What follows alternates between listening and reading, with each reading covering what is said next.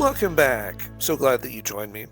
When was the last time that no matter what the situation was, we went around extremely excited, not just by our words, but by our very actions as well. Too often the answer to that question, the answer to that puzzle, whatever we want to call it, is not exactly what it should be. Throughout the scriptures, it mentions to us that in all things we should be praising.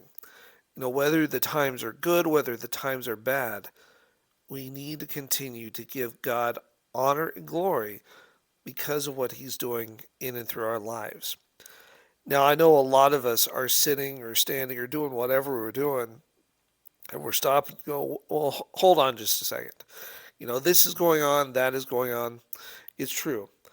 God never promised us that everything was going to be easy all the time.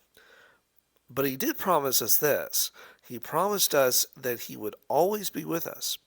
Now, when God gives us a promise, and I can promise you this is something that we have looked at over the last number of years. When God gives us a promise, He backs it by His name and all of eternity.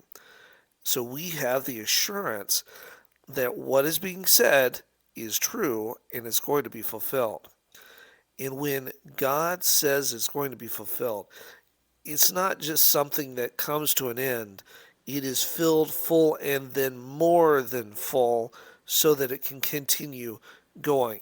In God's conceptual realm of everything that goes on, when something is quote unquote fulfilled, it doesn't just disappear. It always stays. Because of this fact, it stays because it's part of Him. Now, if parts of God disappeared, all of a sudden there would no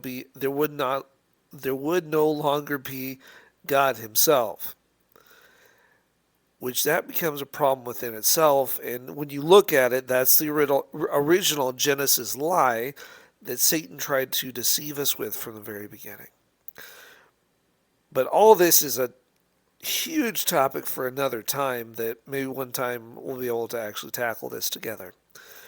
But with looking at this concept, that actually brings us to our devotional verse for this week. It is found in Luke chapter 2 in verse 20, and it says this: "The shepherds went back, glorifying and praising God for all that they had heard and seen, just as had been told them." Amazing, isn't it, right there? That they had been given information even when they were at their wits' end. They were so scared by what they had seen. But even with that, as we look back on the story, we have the knowledge of the times, of the situations, and we know that the angels were so excited that they wanted the shepherds to join in on the excitement because Jesus was here. Even more than just that, I like how John places it. And even more, there's a scholar that puts it this way: that when Jesus came down, He wrapped Himself in the tabernacle and became one of us. The very essence of what pointed to Him. That's who He is. That's what He became, so that He is with us always. Now, even that concept is so deep that we will never fully understand. But one thing I'm thankful for is that even though we don't fully understand, we are able to connect in Him, to be joyful in Him, to rejoice all the time, just like the shepherds did, and to go share the love of Jesus with other people, so that in our journey we have more people coming with us.